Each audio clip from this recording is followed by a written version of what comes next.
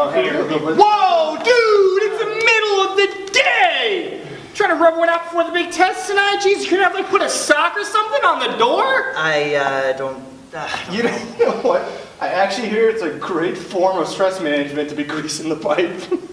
True, but he is using internet porn for stress relief. And I hear that doing that can cause some issues. It's actually how porn addicts get started. I'm actually not a porn addict. Uh-huh. Hey guys, how you doing? Hey! Oh, here, Dean here is just holding his sausage hostage to internet porn, and we had to have a conversation about his porn addiction. I'm not a porn addict. Really?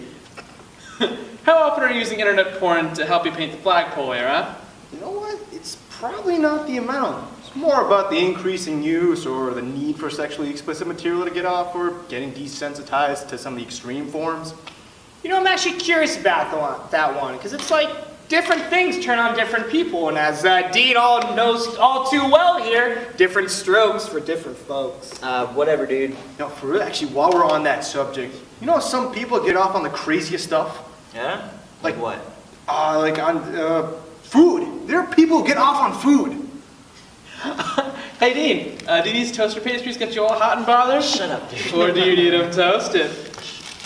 Hey guys, what's going on? Hey, what's up, man? No, you don't want to do that. You know, Dean's just been frosting the pastries at internet porn, and we're here talking about his porn addiction and, I guess you'd call them fetishes? See, I have a problem with the word fetishes. I feel like it privileges some kind of sexual expression, kind of marginalizes others. I think as long as everyone's okay with what's going on, who cares? So what if Dean is sitting here choking the sheriff waiting for the posse to come? If it's not turning you on, it's okay. Well, actually, I do kind of draw the line in some instances, such as violent porn, child porn, animals. That stuff's just messed up and wrong, you know? Agreed. Hey, guys, what are you doing? Hey. Well, Dean's helping put Mr. Clean's kids through college via internet porn, and we're having a typical conversation that all college students like to have about pornography.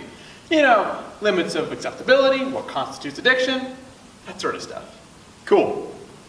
So have you guys talked about the potential personal and relational problems associated with porn use? What do you mean? Let's get real. How many of us here had our first sexual experience with porn? Mine was with my mom's fashion catalog. Math class. In any case, it's not uncommon that Dean is goosing his gherkin to pornography. But what do we really learn from this? We learn that our partners should always want to do what we want to do, and that when it's over, that they shouldn't be there. Dude, that's intense, you know? That makes me think. It's like, when we're done, we just close the computer, or we close up the magazine, and, you know, and that's it. There's no interaction afterwards.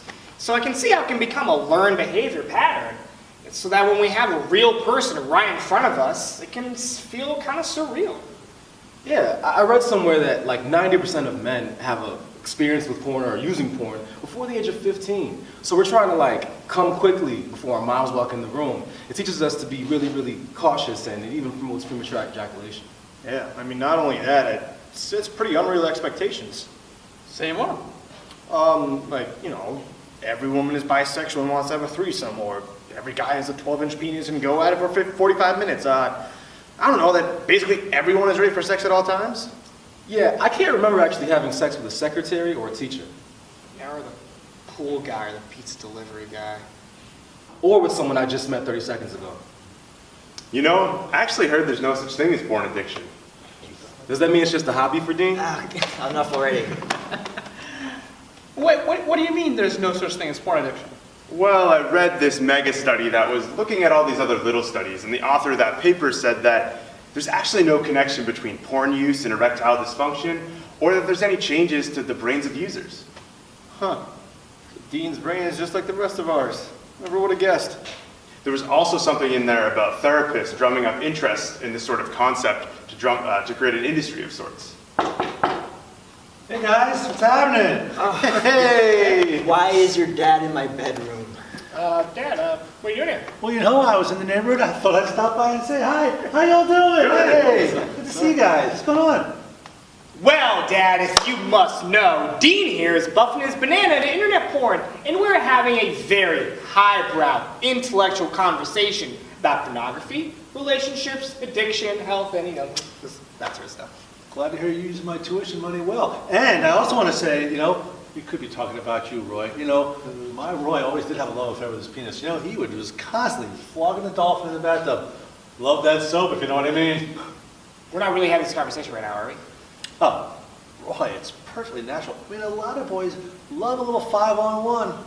I'm not talking about basketball, perfectly natural.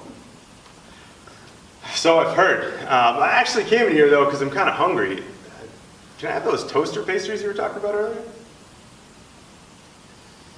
What? To each his own, dude. To each his own.